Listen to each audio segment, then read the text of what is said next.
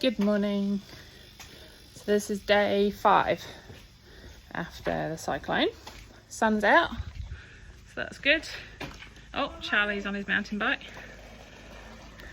Yeah. Yeah, Tom Case. Then put a pump on not much fuel, because we only have 150 left. Right. So we have got 150 litres of fuel left. Our generator goes through 20 litres a day. Oh, puppy. We've got a new generator here for our tenant up the road, Nicole. Oh, well done. You've written cook and pig food.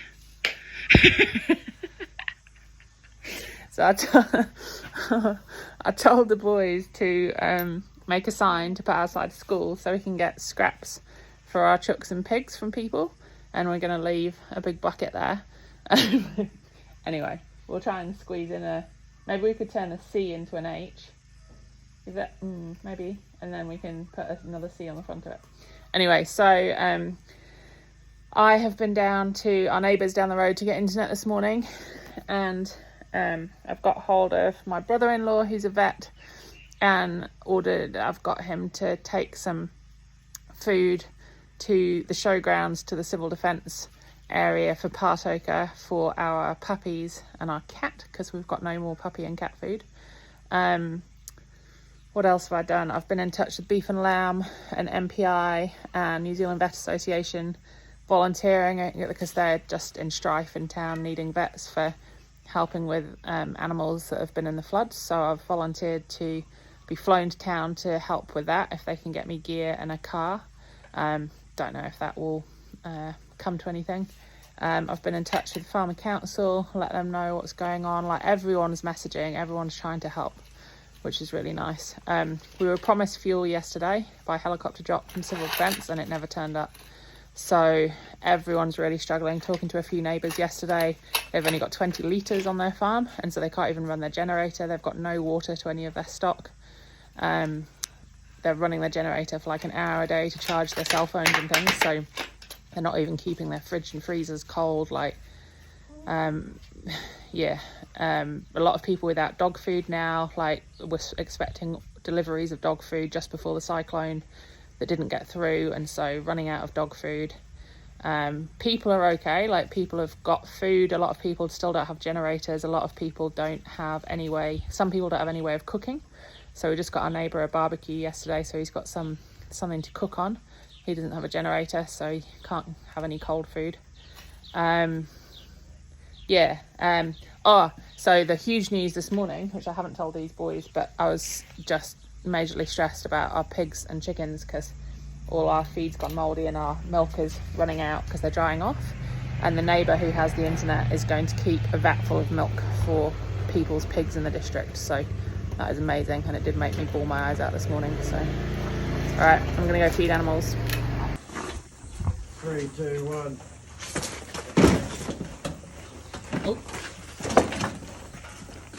Oh no, they said this came off during the flight, but you'll be able to sort it out.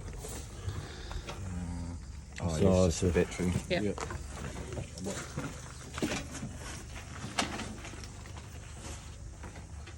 So we've got Caleb and Nathan here. Caleb's coming to try and dig his way out from the end of the road. So Nathan's going to drive him up to the end of the road, which is still buggy access only, sort of across farmland to get up there. And then there's some forestry diggers right at the end of the road, and they've given us permission to use all their equipment and their fuel, which is awesome. So he's going to go in there today and just try and get something started and start trying to dig his way out. Dig your way up, mate. So things are starting to improve today. So that was Caleb, the digger driver. He's off a dairy farm up the road at the top of Patoka Hill, and so he's volunteered to drive one of the forestry diggers, try and find a forestry digger, and then drive it out and try and dig his way out from the end of our road. And also, it turns out that Caleb is the lovely soul who messaged me this morning offering to give me a bag of maize for my chickens, which was really, really kind of him. And I only just put 2 and 2 together that was who he was, because I've never met him before. So it's nice getting lots of sort of everyone's helping each other, and just a lot of we're all in this together, and yeah, really nice. So we're going to go and feed our chickens. Nathan left his coffee behind, so I've got his cold coffee, so that's good. And we're going to go feed our chickens and pigs now.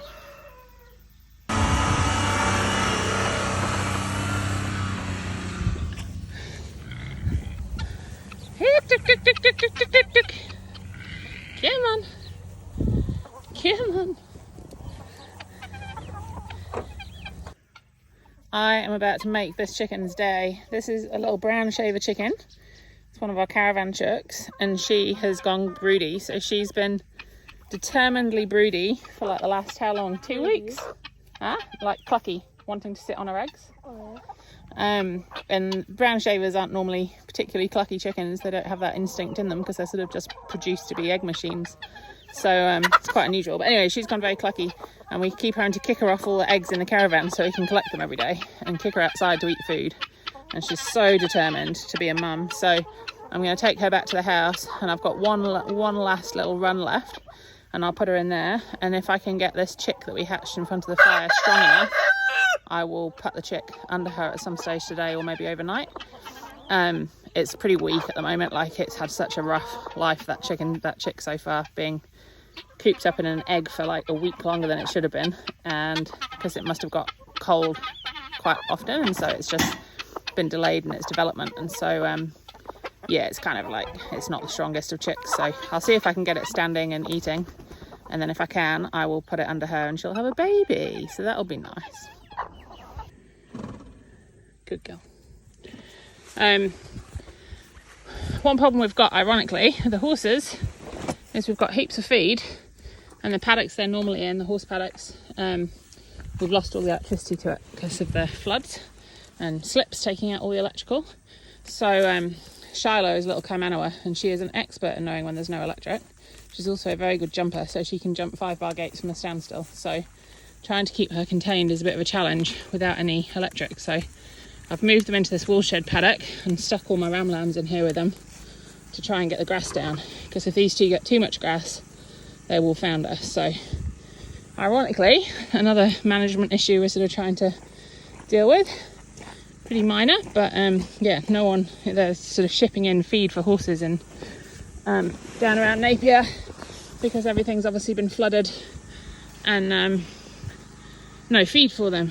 And yeah, we've got the opposite problem, heaps of feed, but struggling to keep them in anywhere. And if they founder, we're in real trouble. I can lock them in the cattle yards, I suppose, but yeah, so just trying to get the grass down in here so that they're at least locked in here, and then hope she doesn't jump out, because she is very good at jumping gates, especially if she sees grass, good long grass on the other side. She'll jump out, no worries. And then the problem is Snapchat tries to follow her, but Snapchat's not a good jumper, so Snapchat goes through gate posts. So that's great. Okay, we're going to go to the hall now. And down this road, like, not everyone's coming here every day, so it's important, like within the Patoka hut, for your individual road huts to be designating a welfare person, to be checking on every house and bringing back a list of those urgent needs, and you coordinating stuff that's going out. Because like with the preserving of fuel, we can't all be coming in every day, so work within your little stream teams to look at the list of urgent requirements.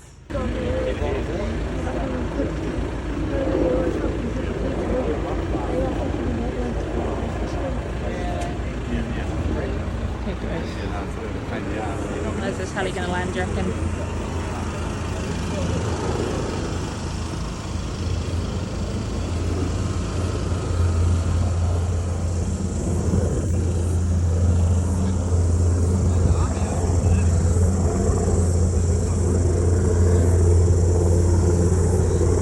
Where are they landing, Zoe?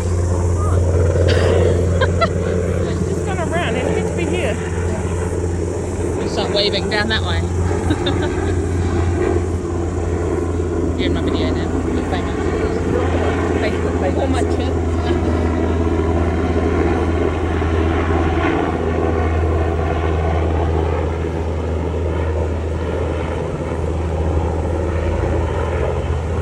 Come on, keep coming down.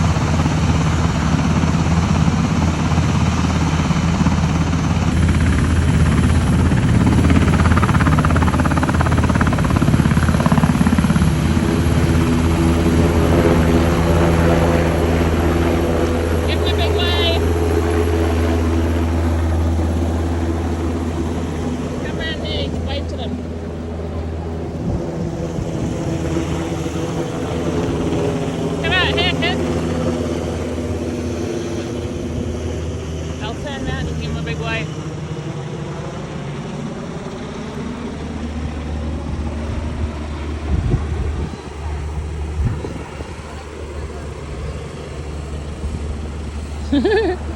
They'll see us. Rihanna will see us. How good. Oh, that's exciting. Fresh fruit and veggies. So good. Afternoon update on day 5. So I've just got back from the hall and our meeting at the hall, which I ended up staying there for 4 hours. We had a road meeting before the meeting at the hall, just trying to, where we sort of just collate everyone's info and make sure that we're getting feedback that everyone's okay and got enough food and who needs generators and all that sort of stuff. Anyway, went to the hall, had the meeting at the hall. Still no news on the Bailey Bridge. The army haven't turned up. They've obviously got prioritised elsewhere, so people with bigger needs, which is fair enough. Amazingly managed to get at the hall, a whole heap of people came up to me and said, I've got feed for your chickens, and gave me half bags of chicken food and maize and all sorts of things and scraps, and really, really lovely. So that's nice and really cheered us up a lot. Then what happened was one of our neighbours walked in with her 2 kids, little kids, and she works on the dairy farm. And so she had driven herself to a couple of the really dodgy crossings and then walked up to the hall, like the last K, with her kids on her hip with a broken hand. So she got kicked in the cowshed this morning and quite obviously has a broken hand. So then one of the organisers in the hall called the rescue helicopter. The rescue helicopter was already in Puketitri. There's a possibility it might have been able to take her back to town, but then it looked like they'd gone back to town without her. So next minute, a RAF helicopter turns up, one of the big, what do you call them? I can't think of the name now. But the big ones that you see in the movies. I mean, it's like something out of Armageddon. It's just, every once in a while you get moments of things happening that really make you realise what's going on. So this RAF helicopter landing in the school playing field was one of those for me, and just, man, that was pretty full on. So they're bringing supplies, so civil defence supplies. So they actually brought fresh fruit and veggies, which is incredible. I had a pear, so good, have a pear. Haven't had fresh fruit in like 5 days, so I know, first world problems, but it's amazing. And they took her back, so they came over and took our neighbour back to town to go to hospital. She's incredibly upset to be leaving her kids. I'm really worried about her kids. So we've got her 2 little kids here, and we're going to look after them during the day. Her husband works on the dairy farm, works on the dairy farm, so he's obviously busy all day trying to look after the dairy cows. So they're going to stay with us during the day. Hopefully she'll get out tonight, but if she needs surgery, they'll come back here during the day and then go home at night. So that's good. So we've got all that organised, and she's getting the care she needs. But yeah, that's what we're all a bit worried about now, is like people having accidents. There's so many slips everywhere. There's so many areas that we still can't get to the end of our road. We have to go on a side-by-side across farmland. There's still no road access. So people just doing sketchy things to try and get to people and get to animals. And if someone has an accident, like, the helicopter ain't necessarily coming because they're already stretched. So yeah, everyone's trying to carry their personal locator beacons on them. Even Nathan's got a helmet on the motorbike now. So yeah. Oh, funny thing that happened was I got hold of my brother-in-law, who's a vet today, and said, look, we really, really need puppy food. I can feed everything else bull meat, but if I start feeding these 7-week-old Jack Russell puppies bull meat, not ideal for their development, not ideal for having diarrhea all over the house. We can do, but please can you get us some puppy food out here? And so we had a drop off from a helicopter. I don't know where the helicopter came from, don't know whose helicopter it was. Maybe we'll get an invoice, maybe we won't, I don't know. And the pilot apparently walked across to the house and hand delivered a huge bag of puppy food. Oh my god, it's just like, yeah, I would say he was up here delivering an awful lot of other stuff as well. But yeah, so that was pretty cool. Yeah, so that's our update so far. I need to get a message down the road to some neighbours that haven't got any internet. Well, they have got internet, they've got no fuel for the generator, so they're not getting internet. Right, so I'm going to go do that. I've just had word off a neighbour that our road is now passable right up to the end. So I was actually coming down to see him to pass him on a message that I'd got from the hall about someone trying to get helicoptered in. Anyway, he's just told me that they've cleared the road, so that is cool. So we're gonna go, or I'm gonna go and see if I can get up in the ute now and go and see our tenant and friend who has been trapped up there for the last 5 days.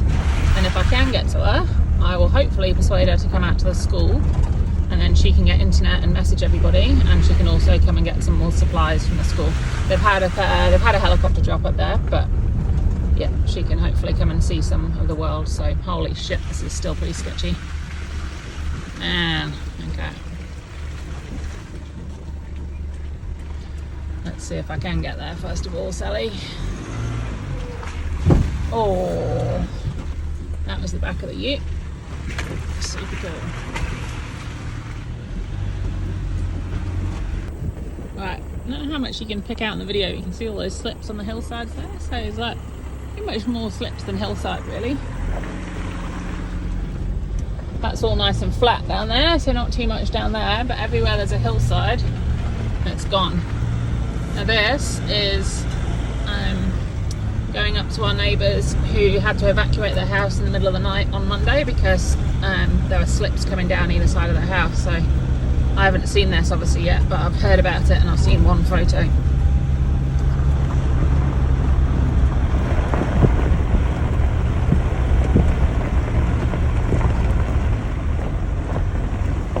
It's a casual tree.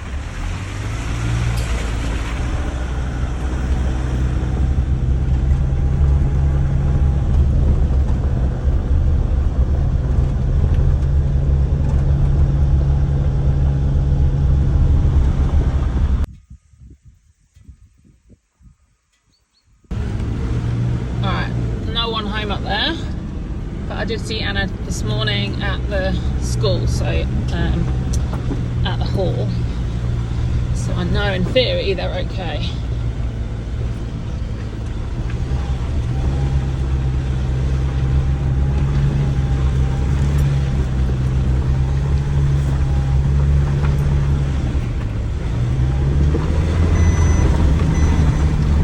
Nissan Navara.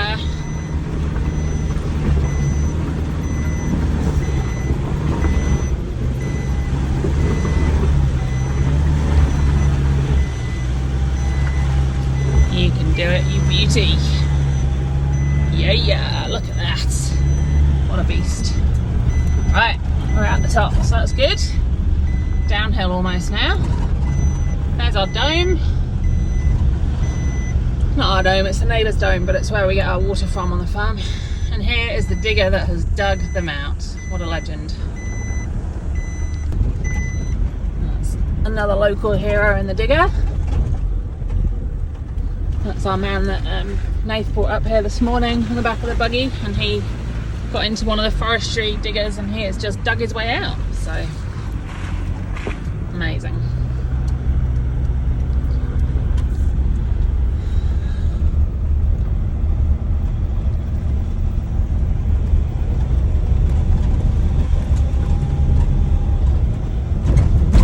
So our neighbour on his tractor got up here somewhere and then just couldn't go any further because the sludge was just too much for his tractor. So at that point we realised we really needed a big digger in here. So hey, thankfully, good on you forestry, we had forestry at the end of the road.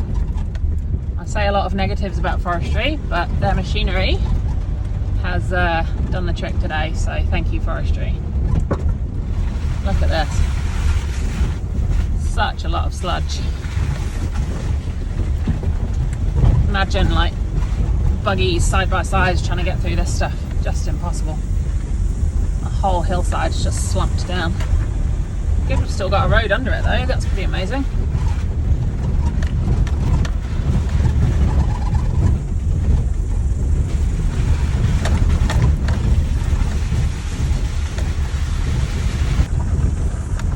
How good to see this place.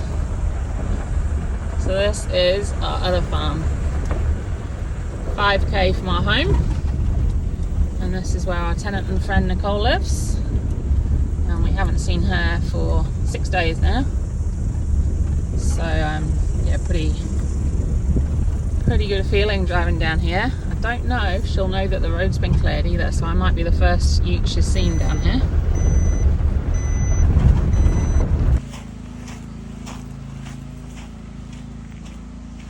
Oh, hey mate. You're part of my video diary now, sorry.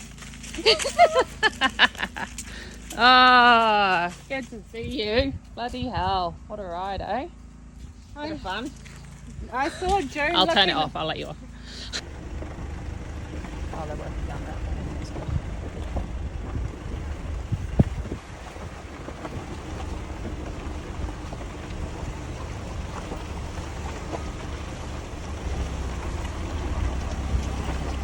Way better. This is where it's really deep, isn't it?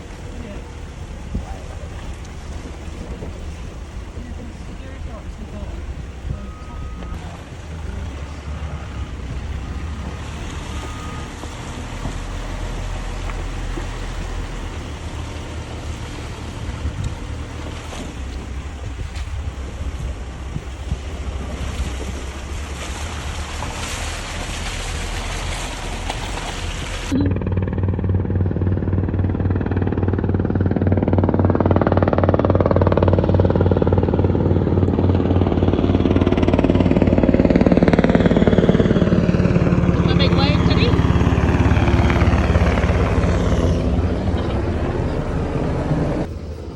And on your school. Let's go, Paul. Hope it's not in here. There's your mum. Hope it is. It is. She's okay. I think we should, when we grow up. Just let mummy. I really need to just chill, okay? Right. We need to. We've got you loo roll. But do you need anything else from the? You absolutely. Yeah, sure? we're actually really good. Okay, Yeah. Go.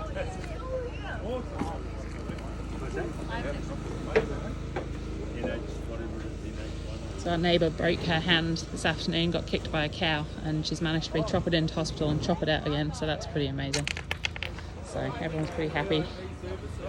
Bit of a pick me up for everybody. Okay, I've got a good hat here. This is some weird stuff going on here. This is Charlie's budgie, ow, that we lost. When did we lose her? Like 2 years ago. No, like 6 months ago or more. Like last summer, she disappeared out of the aviary, got out somehow, and she's appeared at Nicole's house 5k down the road. What is going on? Miracles happen. Praise the Lord. So we're end of day 5, and we've had a really busy day today, and lots of emotional highs. It's been a really good day actually. So we started off with the dairy farmer down the road where I've been getting my internet every day, telling me that he was going to keep a vat of milk for everybody's pigs. So that's just incredible. So that took the stress off worrying about whether I was going to have to shoot all my pigs. And then I had put a notice on the Facebook page, local Facebook page, which not many people can see, to be fair, because hardly anyone's got any internet up here, but people with Starlink can see it. So a few people had seen that yesterday, saying please, anyone that's got veggie scraps or leftover chicken feed that doesn't have chickens, please can I have it? So a few people turned up with like half bags of chicken feed at the hall today. It was just so nice. Such nice gestures. And scraps and all sorts of bits and pieces. So yeah, if you ask for help, people really do come through, and you've just got to ask for help. So yeah, we've had lots of offers like that. The dairy farmer next door, because they're drying off, apparently they've got a whole heap of maize, if it's kibbled maize, for their cattle. So I'm going to go have a look at that tomorrow. I might be able to get the tractor up there and get some bulk maize maybe. I mean, yeah, just all these things coming through to help with feeding our pigs and pigs and trucks. So while I was at the hall, our dairy farmer neighbour came in with a broken hand.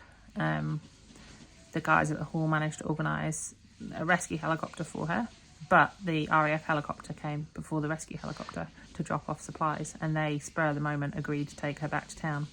So that was really cool. She was seriously upset having to leave her kids. So we persuaded her to get on the helicopter and had her kids for the afternoon. So Nanny Pam's been looking after the kids while I've been buzzing around places. They were fine. And then the RAF managed to get her back out here tonight. They were flying to Tipahui, so they dropped her off on the way back out. Some random lady she met in the health centre in Hastings drove her all the way back out to Bridge Par to find a helicopter. And then she got a helicopter back out here. Like, that was just awesome. And everyone was crying when she landed this evening. It was just nuts. And then we got into our farm down the end of the road. So we had a digger driver. The digger driver we took in this morning, champion. And he managed to get on the forestry digger and he dug his way out. So we've got road access now.